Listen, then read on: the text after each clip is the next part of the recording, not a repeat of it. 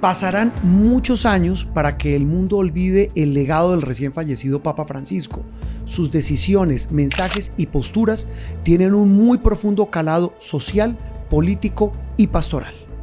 En la historia ha habido numerosos papas que han dejado su huella y han cambiado el rumbo de la Iglesia Católica, no siempre para mejor. Desde la coyuntura de las noticias nos devolvemos en el tiempo. Esto es Memorias del Mundo, un video podcast disponible en YouTube y en todas las plataformas de audio.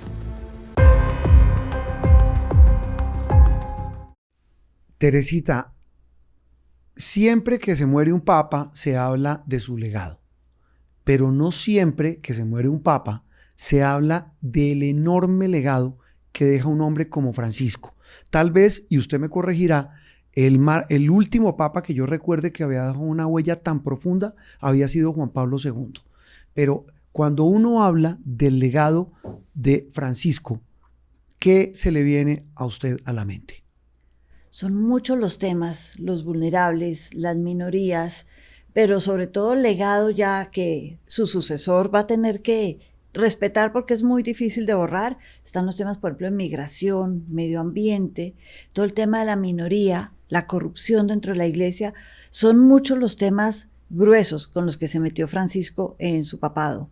Y temas incluso que tienen que ver no solamente con labor pastoral, sino llama la atención, Teresita, que Francisco, incluso desde antes de ser papa, se metía en temas políticos, y cuando hablo políticos les daba durísimo a los políticos, hablando de corrupción, ineptitud, falta de empatía con los pobres, con los más necesitados, es decir, mensajes muy duros, directos.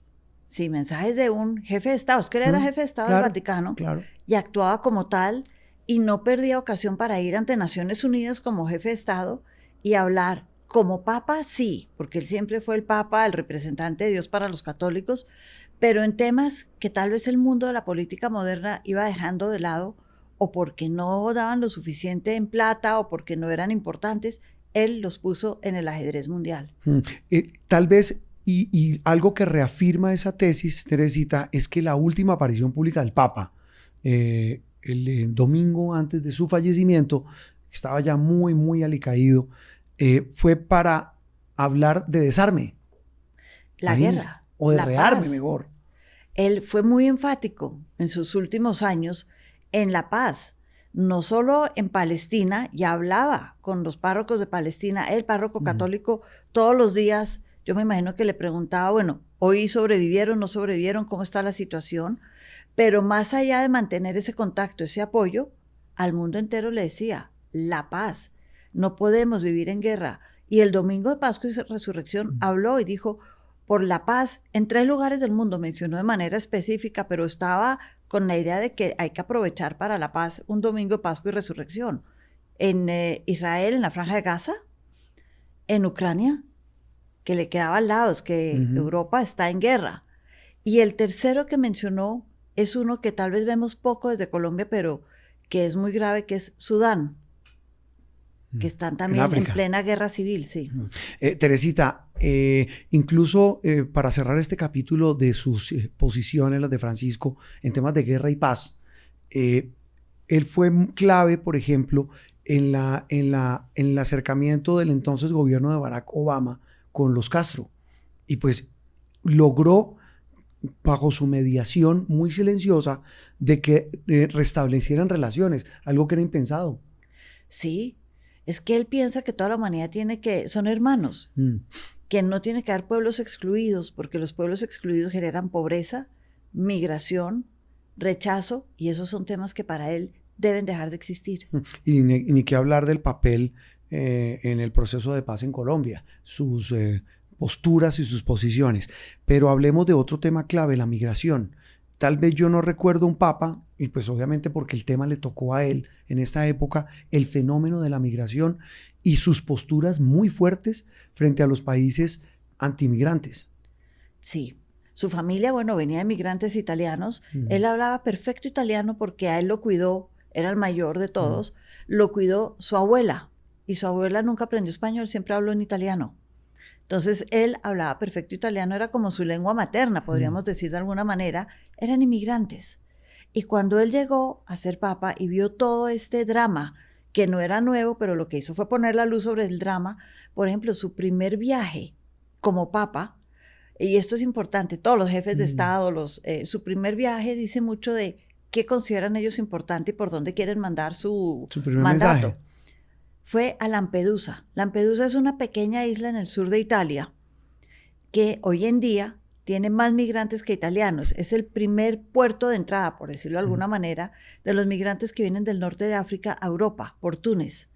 Y él, su primer viaje lo quiso hacer a Lampedusa, a reunirse con esos migrantes que estaban llegando a Italia, a decirles, aquí estoy, el buen trato a los migrantes, el buen manejo del tema de la migración. Eso es un tema para mí. Sobre poblaciones vulnerables y sobre minorías, también fue muy radical el Papa en defender sobre todo a las minorías LGTBIQ+. Y estamos hablando de un Papa que se metió duro en el tema, a hablar de las uniones de las parejas homosexuales, también de sus derechos y sobre todo, más que de sus derechos, de acogerlos. Él hablaba de bendecirlos y acogerlos, y ese fue un llamado permanente que les hizo a los sacerdotes de todo el mundo. Sí, él dijo una frase que yo creo que todos debemos aprender en la vida. Y él dijo, yo no nací ni estoy en esta tierra para juzgar a nadie, cuando hablaba de ese tema. Yo no vine a juzgar. Una cosa muy distinta es no poder cambiar un sacramento, como puede ser el sacramento del matrimonio. Otra es hacer lo que él hizo y decir, ustedes son pareja, se quieren, el amor para él entre la gente era muy importante. Yo bendigo la unión. Una cosa es bendecir la unión, nunca llegó a hablar del sacramento, pero bendecir la unión por parte de un papa ya era un paso supremamente importante para decir, yo los entiendo, yo no los rechazo. Voy muy rápido, la pederastia, un tema durísimo, difícil, delicado, y creo que este papa se metió de frente con el tema como ningún otro lo había hecho. Y ese es un tema histórico, Juan Roberto, en la Iglesia Católica, de siglos y siglos y siglos atrás. Y este se metió, dijo, eso no se hace. Esto podía ser una práctica aceptable hace 500 años, pero hoy no lo es. Y hay que castigar a quienes se equivocan. Y los castigó. Y los castigó. Pero sabe las paradojas, a muchos de los que castigó y fustigó, hoy podrían participar en el cónclave que va a elegir a su sucesor. Sí, porque eran cardenales. Si nunca les quitó el estatus de cardenal, que no se lo quita, pues siguen siendo miembros del colegio cardenalicio y ahí están. Teresita, ahora sí nos devolvemos en la historia. ¿Qué otros papas han dejado una huella tan profunda como Francisco?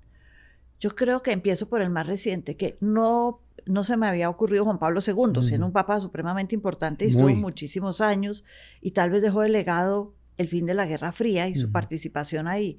Pero no, yo voy a hablar de Pablo VI, el Concilio Vaticano II. Claro. Es que un legado más grande que el Papa o el cura lo mire a uno cuando está dando la misa y no le dé la espalda, es importante. Se siente uno miembro de la iglesia y no como segunda clase.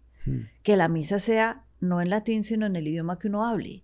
Ese es un legado que yo creo que cambió para muchos la iglesia y acercó la iglesia a la gente. Eso le iba a decir yo, el tema era cercanía. En un momento o en unas épocas en que la iglesia católica empezó a perder fieles porque se iban a otras donde los acogían con más calidez.